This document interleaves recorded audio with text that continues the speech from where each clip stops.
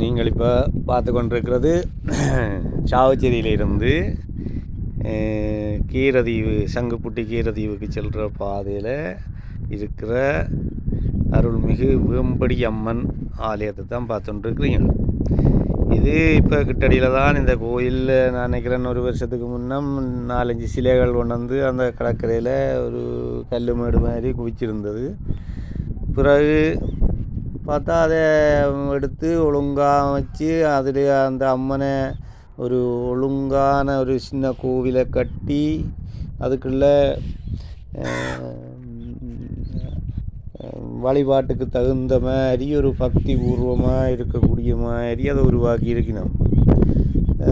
திங்கள் வெள்ளிகளில் போய்க்குள்ள பார்த்தா பூசைகள் விசேட பூசைகள் அப்படியெல்லாம் நடைபெற மாதிரி கொஞ்சம் சிரமம் நின்று பக்தியோடு கும்பிட்றதை பார்க்கக்கூடிய இருந்தது. பொங்கல்கள் வழிபாடுகள் எல்லாம் நடந்து கொண்டு இருக்கிறது. அதுக்கு பிறகு பார்த்தா இப்போ வந்து அப்படியே வேம்பு கொண்டு நட்டுருக்கு. வேம்படி அம்மன்ன்றதுக்காக நினைக்கிறேன். இந்தியாவில் தேக்குகள் என்ன கத்தாப்பு மரங்களும் நட்டுருக்கு, அது நிழலுக்காக நட்டுருக்குது. உண்மையில் இந்தியாவில் பார்த்தா சூலம் கொண்டு குத்தி அதில் தேசிக்காய் எல்லாம் கொழுவி இருக்குது. ஒழுங்கு முறையான பூஜைகள் மாதிரி இருக்குது. அப்படியே இந்தியாவில் பார்த்தா ஒரு சிவலிங்கம் உண்டு.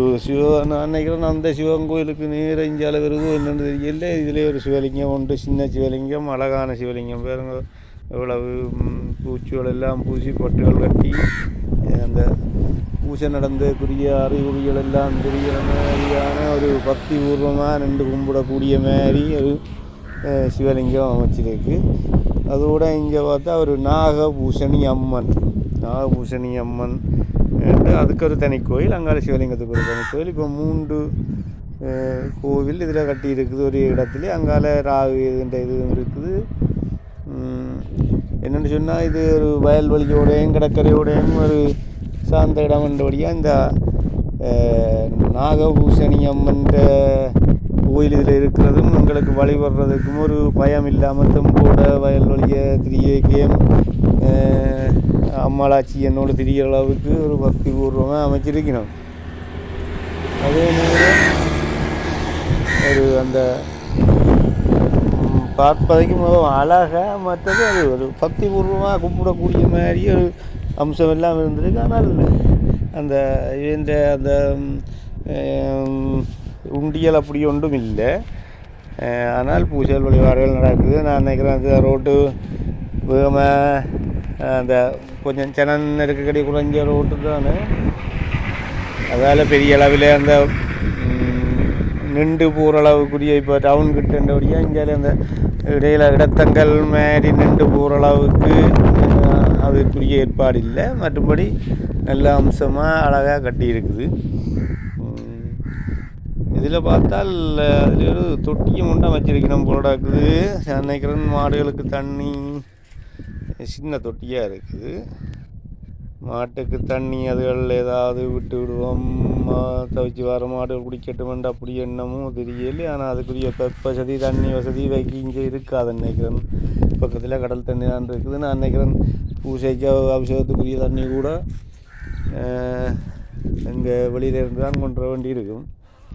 அங்கே சாவச்சேரியிலேருந்து தான் வேண்டி இருக்கும். ஆனால் காலப்போக்கில் சொல்லலாத கோயில் வாழ்ந்து போன வருஷம் அப்படி இருந்தது. இந்த வருஷம் இருக்கிற நிலைமையை பார்க்க காலப்போக்கில் சாவச்சேரியிலேருந்து கிட்டத்தட்ட 400 மீட்டர் தான் வரும்னு நினைக்கிறேன். 400 மீட்டரில் பைப் லைனிங் செய்து கொண்டு வந்து ஒரு பின்னுக்கு மங்காள மண் பொறித்து பெரிய கோவிலாக ஒரு நம்பிக்கைக்கு பக்திக்கு உரிய கோயிலாக உருவாகிறதுக்குரிய பெரிய வாய்ப்புகள் எல்லாம் இருக்குன்னு நினைக்கிறேன். லைட் எல்லாம் பூட்டி இருக்கணும். அப்படி இதில் கரண்ட் வசதி இல்லையே. சோலார் சிஸ்டம் எங்கேயாவது வச்சுருக்கணுமோ இல்லை. நான் நினைக்கிறேன் நிகழ்வு நடக்கிற நேரங்களில் வந்து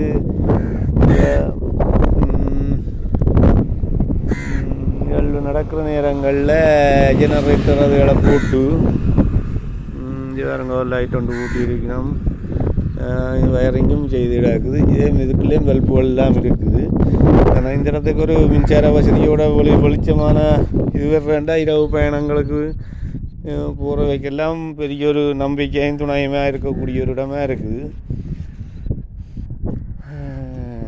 நீங்களும் சாவச்சேரிக்கு வந்தால் கனங்களப்பு ரோட்டுக்கு வந்து இந்த அம்மனை ஒருக்கா பார்த்து தரிசித்து செல்லலாம்.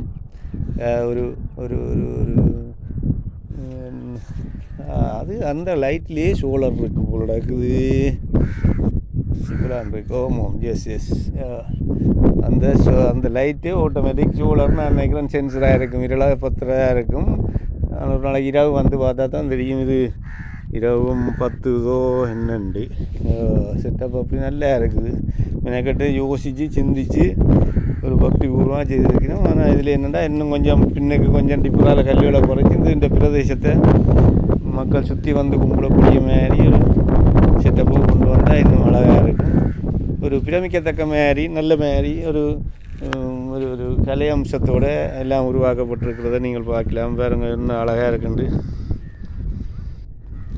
நீங்களும் இப்படியே வந்தால் ஒரு கால் வேம்படி அம்மனை தரிசித்து அவன் அருளை பெற்று